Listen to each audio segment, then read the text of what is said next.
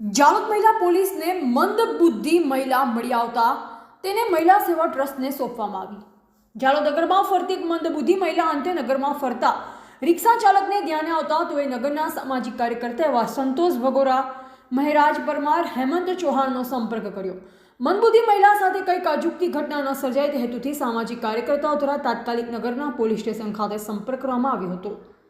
આ મહિલા 4/12/2024 રોજ રાત્રિ દરમિયાન મળી આવી। આ માહિતી મળતાની સાથે મહિલા એસઆઈ રેખાબેન નિસરતા દ્વારા તાત્કાલિક જે તે સ્થળે પહોંચી મહિલાને પોલીસના કબજામાં લઈ તેનું મેડિકલ રિપોર્ટ કરાવી પ્રાથમિક સારવાર કરવામાં આવી। આ મહિલા મંદબુદ્ધિ હોવાથી તેને એક દિવસ પોલીસ દ્વારા તેની જાણકારી મેળવવાના પ્રયાસ રૂપે રાખવામાં આવી, પરંતુ મહિલા ક્યાંની છે, ક્યાંથી આવી તે અંગે કોઈ પણ બતાવી શકી ન હતી, જેથી મહિલા એસઆઈ રેખાબેન દ્વારા ડીવાયએસપી પટેલ અને પીઆઈ રાઠવાનું માર્ગદર્શન મેળવી આ મહિલાને પોલીસના વાહનમાં જય અંબે મંદબુદ્ધિ મહિલા સમાજ સેવા ટ્રસ્ટ બાળ ખાતે સોંપવામાં આવી। જાલોદ નગરની પોલીસે નગરના સામાજિક કાર્યકર્તાઓની સાથે સુંદર અને સહાયનીય કામગીરી કરેલ હતી।